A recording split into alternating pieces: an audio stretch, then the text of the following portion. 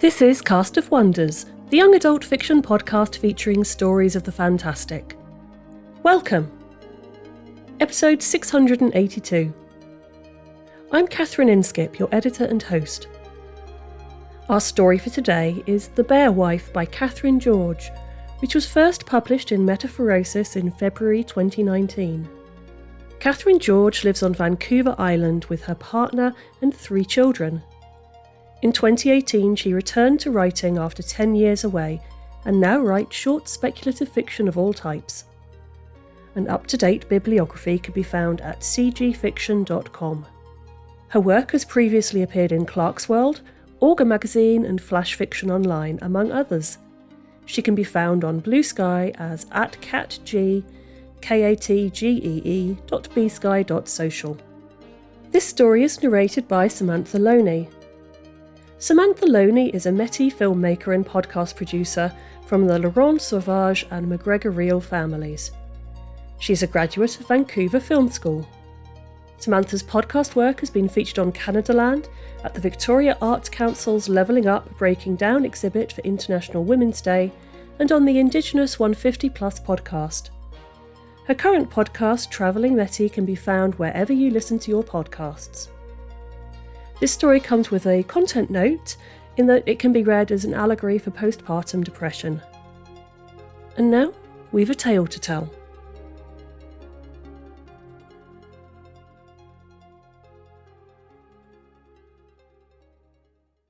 The Bear Wife. The bear wife took the cub to Mommy and Me yoga. She didn't look much like a bear without her fur, but somehow the other mothers seemed to sense it. When she came in carrying the cub, they shifted away, drifting on their yoga mats closer to the windows, to each other. She was left alone in the middle, like a stone dropped into a lake, each woman a wave rippling outward. In tree pose, she was a lightning-struck pine at the center of a clearing. It must be something primal, she thought, lifting the cub up in a sun salutation. A smell, maybe, or a musk that hadn't gone away when the fur came off. Worried now, she sniffed at her armpit as she twisted into warrior pose, but she smelled nothing but the plastic roses of her deodorant. Anyway, she didn't blame them for staying away. The bear was still in there, just below the skin. If any of them threatened the cub, she'd tear the heart from their chest. As the mothers eased into downward dog, a ring of A-frame cabins, each sheltering a baby, the weathered blonde yoga teacher approached her mat and placed a gentle hand on the bear wife's back, correcting her posture. "Like this," she said. "Keep your back flat."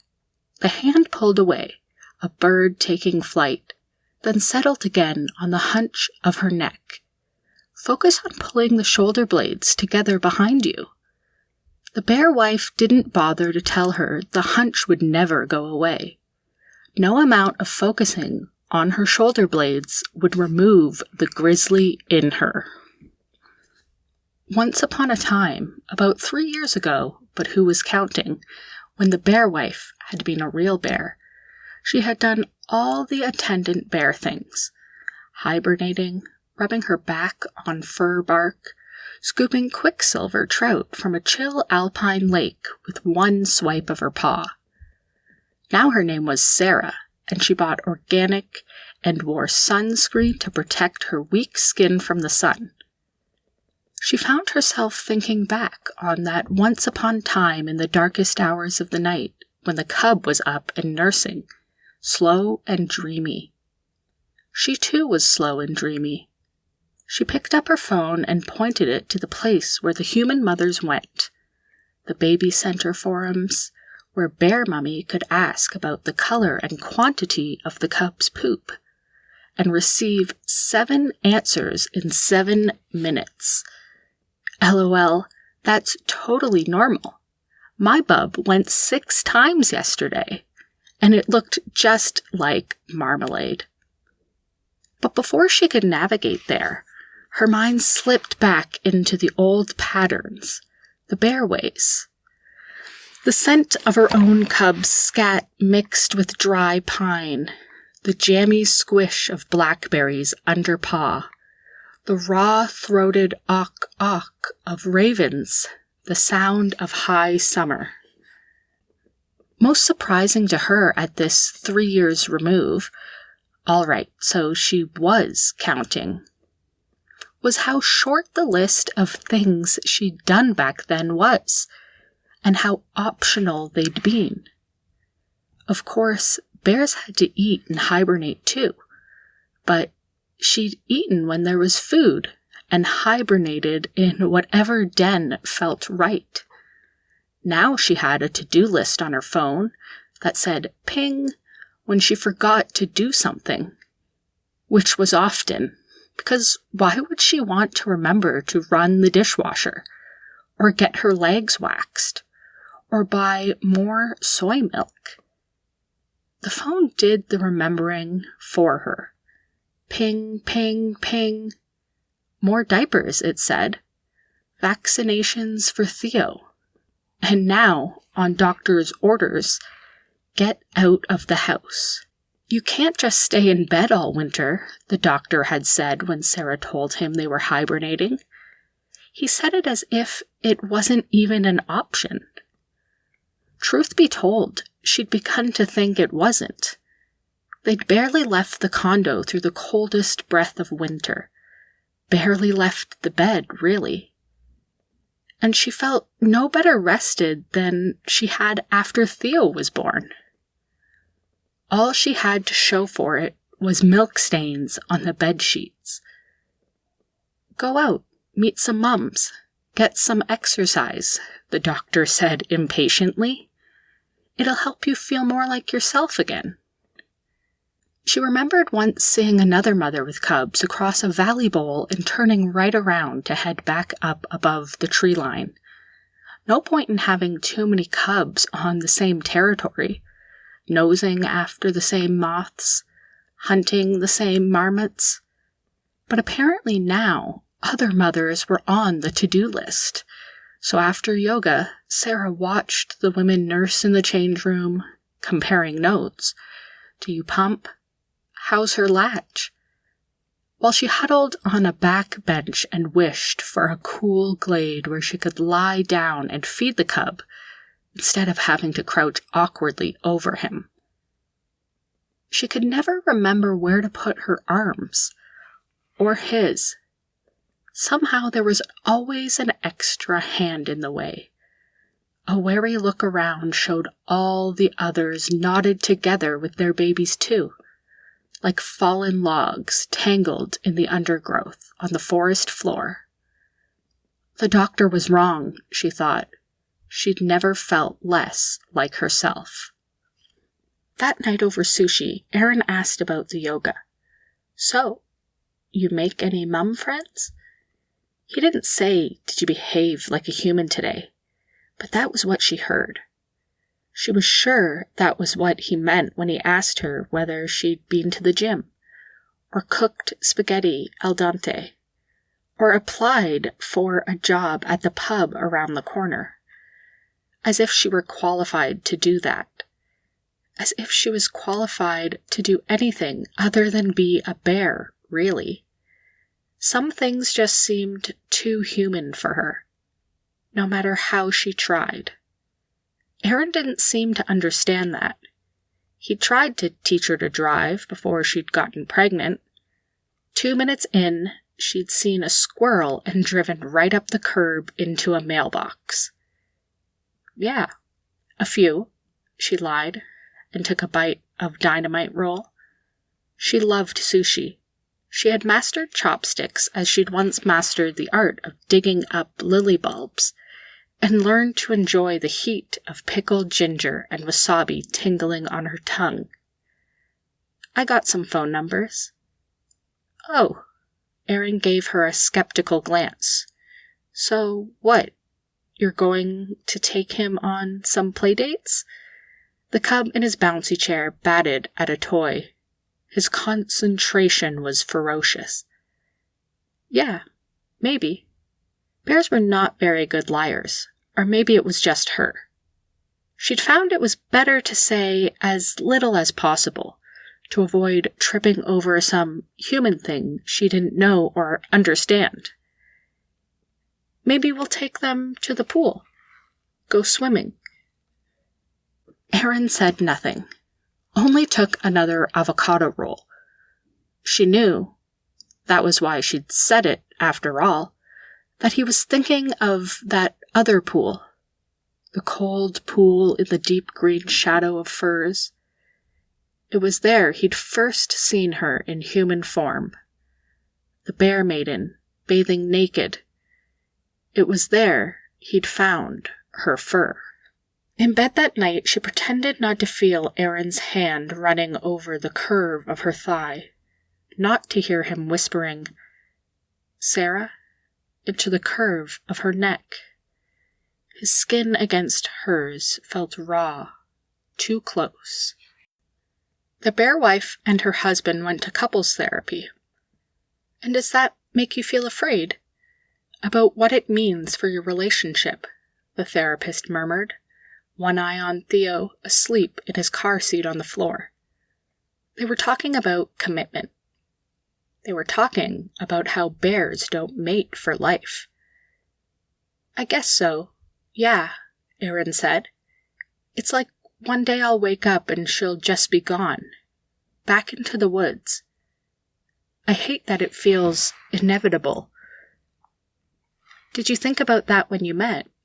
That maybe she wasn't coming home with you forever, the therapist said gently. With her thick, dark glasses and silvered hair, she looked like a raccoon, her little paws twisting together as she talked. Erin shrugged. I mean, yeah, I suppose. I've heard the stories. Sarah knew the stories too.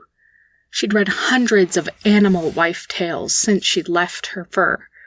The stories always blamed the husband for stealing fur or skin or feather, but she'd seen him running on that path before. Often enough to know he might trip over her fur while she was bathing. The stories never said anything about how the wife might have wanted to come away for a while either.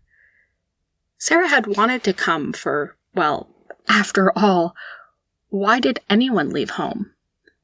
Adventure, love, maybe lust? He'd been handsome and lithe, and when they lay together, he'd nipped at her neck like a bear would. The stories never said anything about that. Never said she might have wanted to see where things might go. But of course, things had gone just the way the stories said they would. There were always children in the stories. Erin was still talking. Once we said our vows, I sort of thought things might be different. Hearing him say that, Sarah, how does that make you feel? They had been over this territory before. So often she could almost see wary, circling footprints in the dust of their conversation. I'm still here, she muttered. Isn't that enough? Grizzlies abandon their cubs after 2 years, Erin said to the therapist, casually, as if he was just giving her a science lesson. Did you know that? I did, actually, the therapist said. Maybe you want to ask Sarah if anything has changed for her now that you two have a baby. Sarah could still remember the sound her cubs had made when she pushed them out to make their own lives, like rocks tearing, an earthquake of sorrow. When they'd tried to follow her, whimpering, she'd swatted them away, again and again, until finally they turned and slouched away over the hill. Every step they took away from her had been 1,000 miles of heartbreak. It had been easier the second time, though, and the third. She glanced over at Theo, hiccuping in his sleep. She couldn't quite imagine letting his round cheeks out of the quick reach of her paws. But wasn't a cub a cub? Wouldn't she know how to leave him when the time came? I shouldn't have to ask, Aaron said, angry, with an empathetic clang of his teacup on the plate. I mean, don't you think?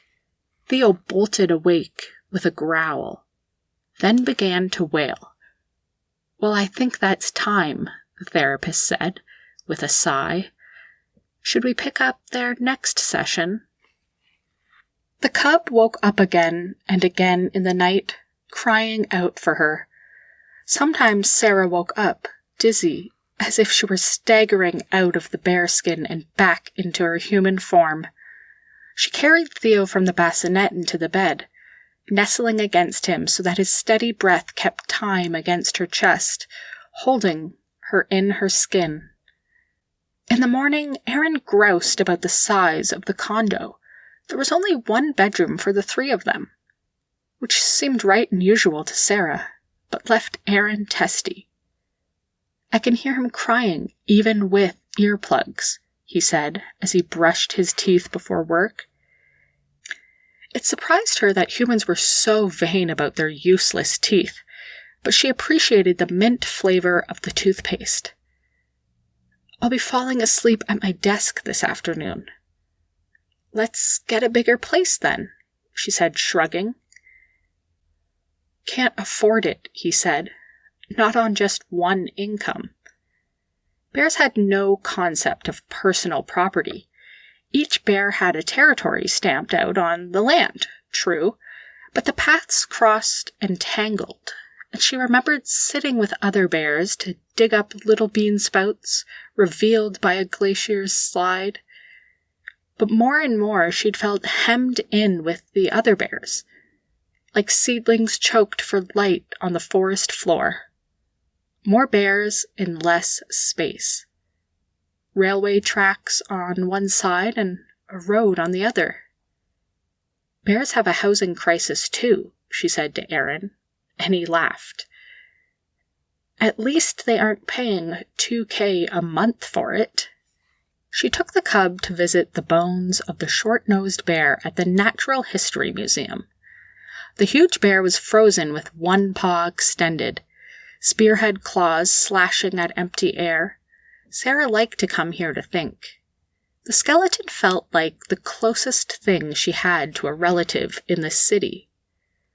Mama was never that big, she whispered to Theo, who had curled tight against her in the sling when faced with the bear's looming gaze.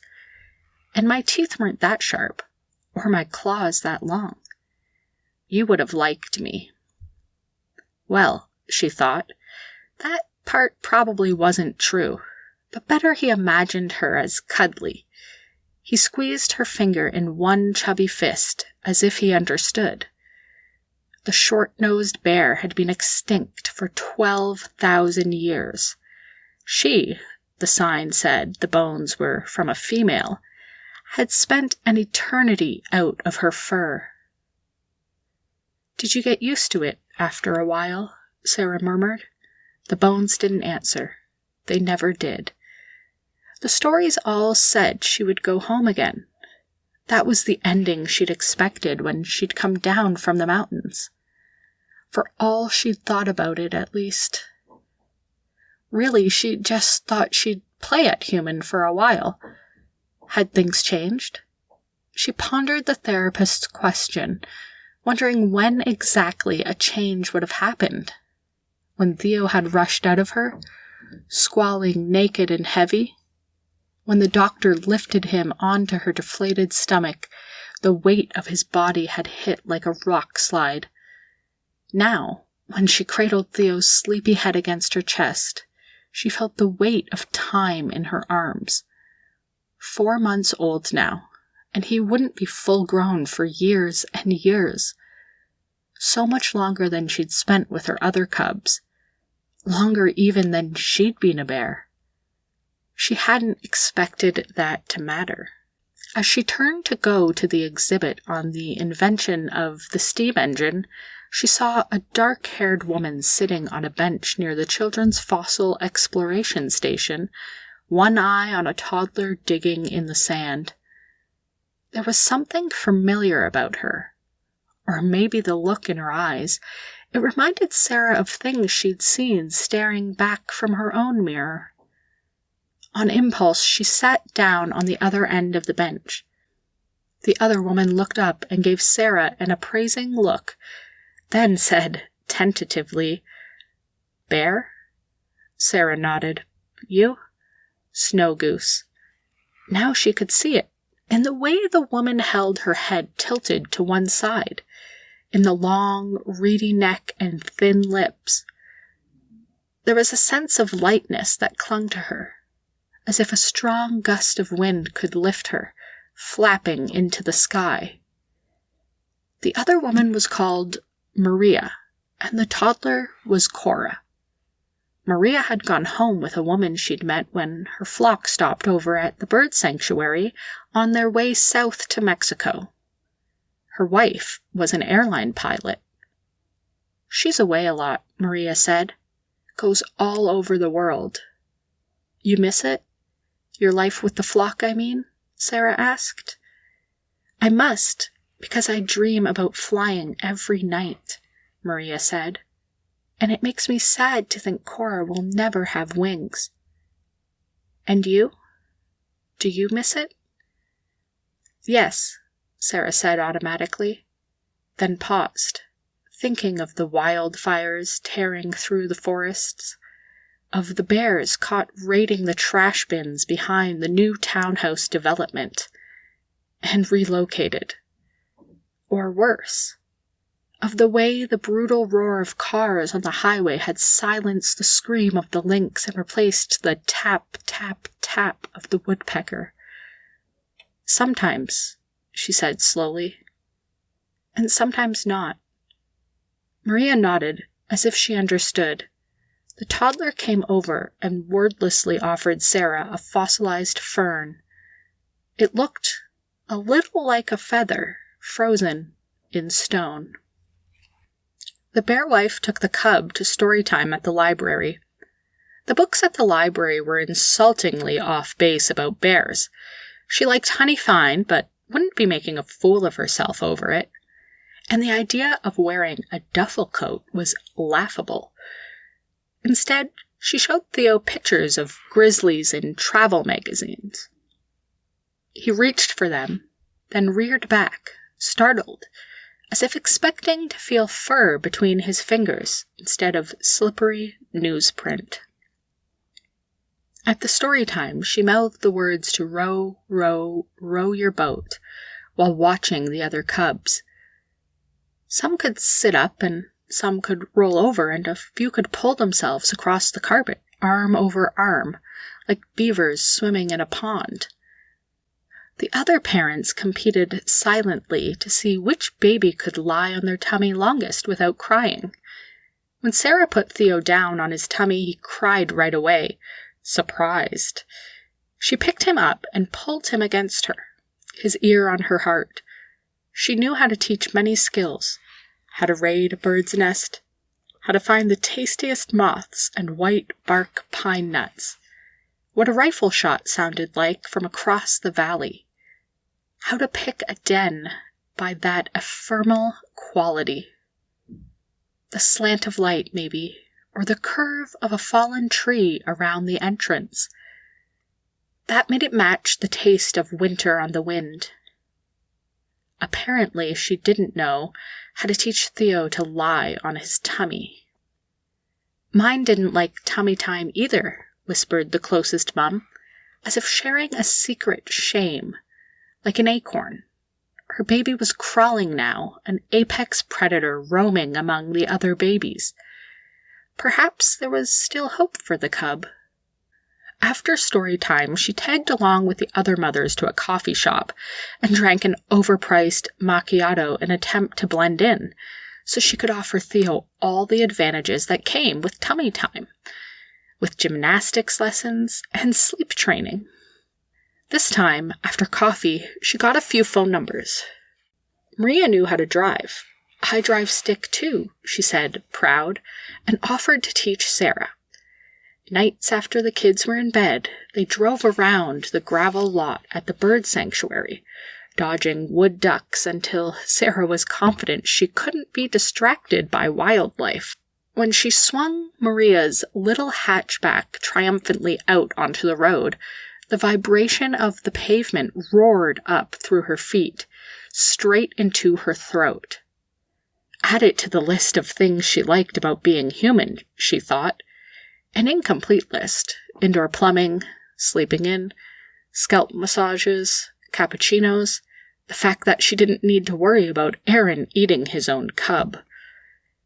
Aaron's mother came to visit and clucked to herself while she watched Sarah wrestle with Theo on the carpet, toppling him gently into a pillow again and again until he was fighting hiccups from laughing.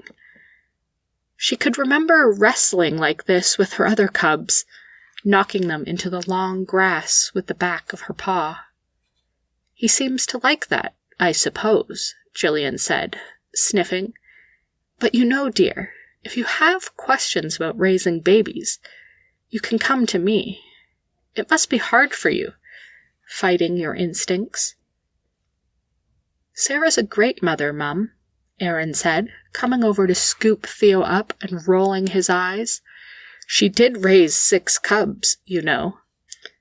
Bears were smart, Sarah thought, not to have mothers-in-law. Jillian had tried to insist they get married in a church, rather than the forest glade Sarah had selected, and she'd spent the ceremony staring at the empty space reserved for the bride's family, as if she were expecting bears to show up and trample the flower arrangements.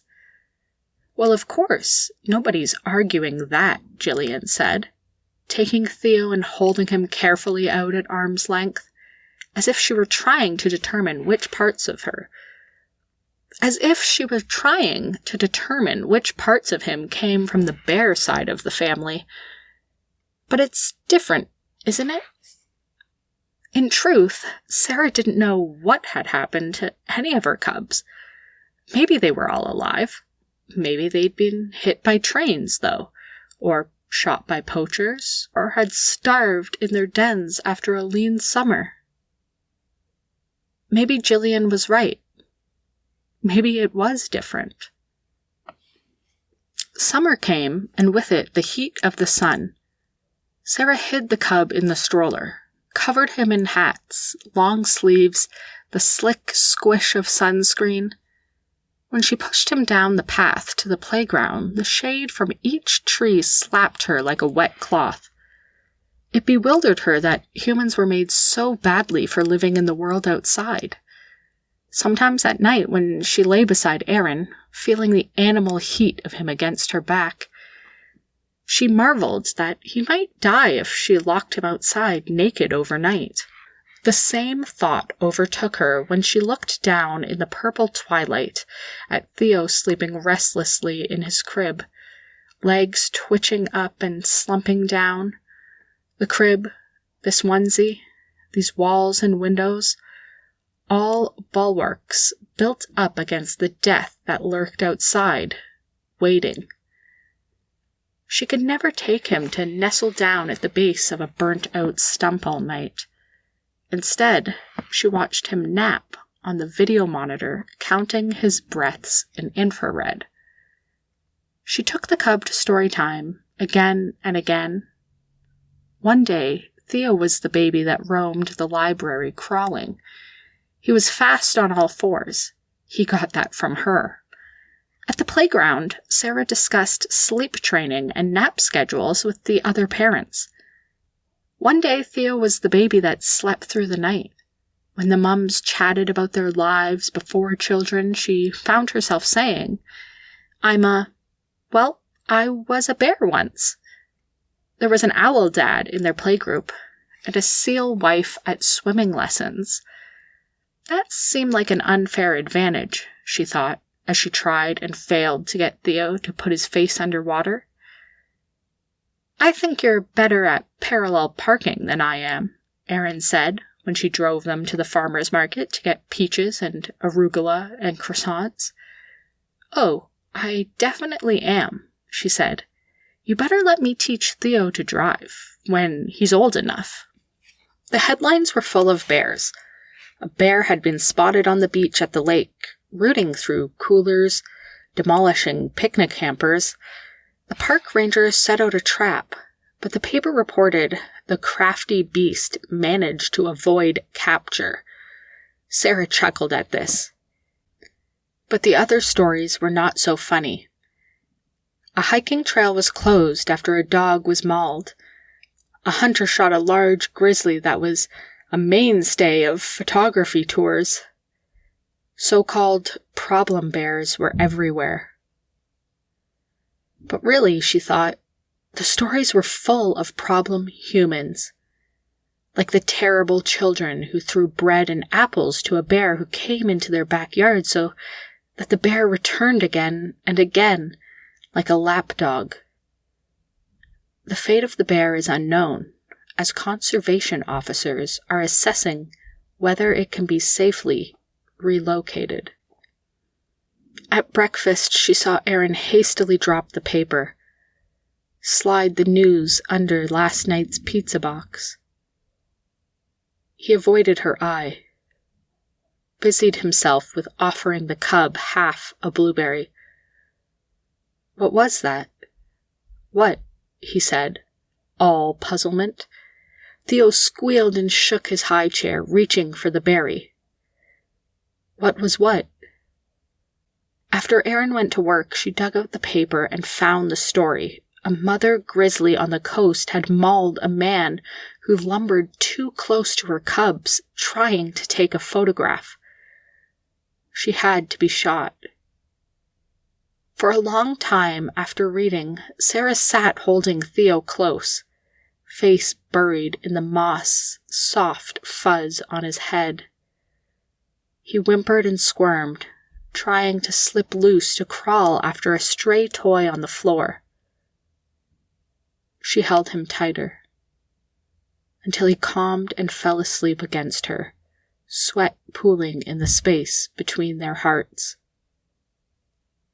The story did not say what happened to the cubs. Sarah found herself thinking about the animal life stories a lot, mostly thinking about the endings. She thought about them when she was reading to Theo at night, when she was feeding him cubes of sweet potato, when she was driving him over to a friend's house for a playdate. She told herself that all the stories agreed that it would be years before she went back. Years and years. Her sense of human time was terrible. Erin was always complaining about how she was late for appointments, for their dates. But she could feel the turning of the seasons. There would be time still to show Theo how to find the ripest huckleberries on the bush, and time to see him learn to talk and hear him call her mama. On the phone with Maria, Sarah asked if she knew the stories. "Of course," Maria said. "Doesn't everybody?" Have you ever looked for your feather cloak?" Sarah hadn't looked since Theo's birth.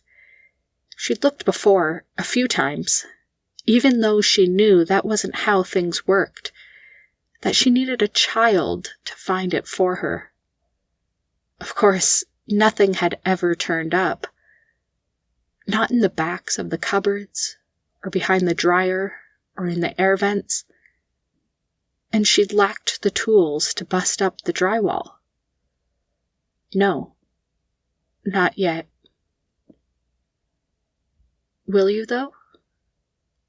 One day?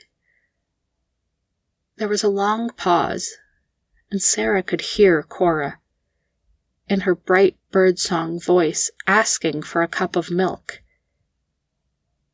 Then Maria came back on the line. "I don't know. Sometimes I hope she's flown it to the other side of the world." Sometimes on the weekends when she and Erin took the cub out for a walk, She caught herself rubbing one hand over the bark of the maple trees in the boulevard, or staring too long at the distant blue smear of the mountains. On those days, Erin tried hard to distract her, cooking her salmon on the barbecue and bringing home shiny baubles. "I'm not a crow, you know," she complained to the therapist after the third pair of silver earrings. The therapist laughed. "Why don't you guys try something new? Try going outside, getting back to your roots.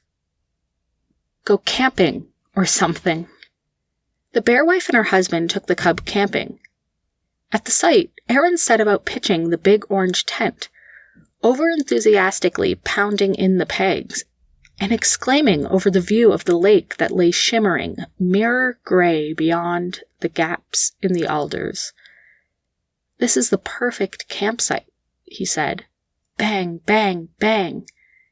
The breeze off the lake will keep the bugs off, and he can practically crawl down to the beach." Theo was crawling around the picnic table, batting at imaginary animals and squawking in triumph. "See?"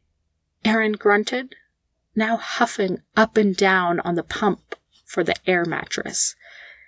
"I told you he'd like camping." Sarah went to the woodpile to get logs, so that they could cook beans over a crackling fire and roast potatoes in the coals, because according to Erin, that was the thing to do while camping. When she stood up with an armful of cedar, they were there, by the garbage bins, pawing at the bear-proof lids. A mother with 2 cubs, yearlings, just feet away, in the heavy shadow under the firs. Their eyes threw back the sun like high beams. For a second she was frozen staring. Was staring a no-no for bear safety, Sarah wondered? Or was it just not polite? When she made a little choked growl at the absurdity of her own thoughts, they all turned to look at her. The mother bear wooфed and stood up, towering over the bins. Sarah held her gaze, manners be damned, to look for something she couldn't name. Maybe just her own bare self reflected in the dark mirror of those eyes. But there was nothing there. Nothing but hunger. "Go on, scram," she said, softly for a moment. "Get out of here before they catch you digging in there and relocate you." The mother snorted and dropped to the ground, butting the cubs with her head, prodding them north. When she came back to the campsite, she was shaking. Erin put down the pump and left the mattress hissing like a garter snake. "Are you all right? Maybe this camping thing was a bad idea." "No, I'm fine," she said. I'll be fine." She turned and picked up the nearest thing blindly. It turned out to be the axe. "I'll just chop the wood, I think." Long after she had chopped, after they'd all splashed in the snowmelt cold of the lake, after they'd finished eating those beans and potatoes, Sarah lay awake listening to the sounds of the lake and forest beyond. Once, the wind in the firs had been her lullaby. Now her ears felt empty, waiting for the whoop-whoop of the ambulance siren, the screech of tires on pavement, the humming thrum of the city at night. She heard the blatting honk of a lone goose in the wind above, and took some solace in the fact that there was a space for honking in both her worlds. When Erin leaned over and nuzzled her neck and murmured, "Are you awake?" Sarah rolled towards him and unzipped her sleeping bag. His legs tangled against hers, and the sound of their breathing grew to fill the silence. The cub found the fur in the lining under the couch. He was digging around for a ball, yelling, "Ba, ba, ba," When he caught one hand in the lining and pulled it loose, the smell smacked Sarah from 15 feet away, unmistakable like a hard north wind, a faint tinge of wildfire layered on the marsh grasses, sedge and cow parsnip, blood and the metallic tang of snow. She stood there for a heartbeat, staring at the dense brown fur hanging from Theo's hand, and felt nothing but static. Then with the breath, she was furious. Of all the places to hide it, he'd chosen this, where she would sit on it every day, where she would shove around with a vacuum cleaner. It should have been in a storage locker somewhere, she thought, as she dragged the 4-inch claws out of Theo's greedy grasp. That or in the ceiling panels of his office downtown, or, well, anywhere but here. She was supposed to have years before the end of the story. It was supposed to take her forever to find it. The bear wife put on the fur. It smelled like the inside of the couch, dust and leather. Pulling it on felt like twisting into an old sweatshirt that had shrunk in the dryer. Tight in all the wrong places. She wiggled a bit, tugging at the shoulders, and then... Now she crouched in this too small place, not cozy like a den, clinging like ivy strangling a tree, the sky too close, a smell, bee stuff. She pawed at the smell until the strange tree ripped under her claws. This little space like a trap. The bee stuff was in a hive. A jar. A voice whispered. It fell, broke. She licked it up. You'll have to clean this up later, you know. More smells. She clawed again. The old food poured out. Food left too long in the sun. Should have been buried. Oh God, not the compost. She ate it anyway. Now time to scent. Time to scratch. A sound. A cry. He's waking up. He's hungry. He needs you. A small, mewling thing lay there, like moth larvae, wiggling and screaming. She reached for it. Claws out. No, this is your cub. You can't. A moment suspended between bear and woman. The smell of sedge grass, scat, deep summer salmon berries. Theo's sweet milk breath, and the warm, soft scent of his head in her arms like flat champagne. The taste of thistles in late spring, sun pooling in her fur. Theo's eyes wide with joy at his first taste of blackberries. Erin's arm curling warm around her shoulders. Then Theo screamed again, cry of a cub abandoned by his mother. She stopped, turned the claws on herself, and tore. Afterwards, Sarah sat topless in the dark, the cub nursing greedily at her breast, the torn fur at her feet, the smell of compost, fertile and rotten, echoed out of the kitchen. The broken glass she could sweep up, but she thought the cupboards were probably a lost cause. The fur, well, she would find a space for it, somewhere. Clawing it off had felt like giving birth to Theo all over again. A great, glorious moment of splitting in two, of bringing something new into the world. A new ending to her story, she thought. A million new things. A million new endings, even. And any of them could be hers. She gathered the fur into her arms, folded it carefully, and put it away in the closet with the spare quilts. Becoming a mother can be a complete transformation for a woman. Your body is forever altered, your freedoms forever changed. I'm not necessarily someone that anyone ever expected to take to motherhood. Did it wake something in me, or just reveal part of me that was always there? I lean towards the latter, but I genuinely don't know. It's also incredibly scary. I think most younger adults, and a lot of older ones, feel a bit of imposter syndrome around adulthood. Are we really mature enough to be doing all this? But once you've got a child, there's no longer anywhere to hide from it. This small person depends on you completely, and like it or not, the buck stops with you. Unfortunately, no one waves a magic wand at that point and gives you the ability to feel like you've got your shit together. You still feel very out of your depth. A forest bear who doesn't belong, surrounded by humans. There's also a darker, scarier side to these changes. Earlier in the content notes, I mentioned this story can be read as an allegory for postpartum depression. Hormones and anxieties overwhelm you. You may feel disconnected from your body, your life, your child. A wild bear who cannot be trusted to care for them, who might harm or abandon them. I also feel it resonates as a mirror for neurodivergent motherhood, that sense of dysphoria and incomplete humanity that some of us live with. But in this story, we also see the strength of the bond that can form between mother and child. Instinctive or not, chosen or not, it's something that inevitably reshapes us. And often you can't fit inside your old skin anymore. Change can be hard to come to terms with, but when we make it our own, it's worth it. Join us again soon.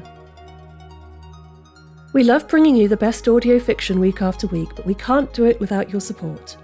Your donations pay our authors, our narrators, our servers and our staff. Please consider supporting us with a monthly donation through either PayPal or Patreon. You can also review us on Apple Podcasts, request us on Spotify, and consider the stories we publish for award consideration. There are lots of ways you can help. You can join the discussion on the EA Discord and visit us on Blue Sky at castofwonders.org. Come say hello. Cast of Wonders is brought to you by editor Catherine Inskip, assistant editors Alicia Caparaso and Amy Brennan, associate editors Rebecca Arn, Tanya Adelit, Kit Kailstow, Cup Cobb, Adri Joy, Becca Miles, Ray O, Samuel Poots, Emma Smales, Denise Sudell, Eleanor Val, Rin Yi and Angela Zazueta. Our audio producers are Jeremy Carter and Andrew Jack.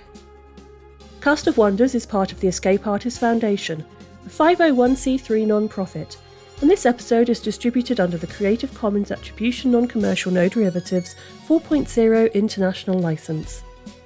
That means you can download or listen to the episode on any device you like, but you can't change it or sell it. Our theme music is Appeal to Heavens by Alexei Nov, available from Promo DJ or his Facebook page.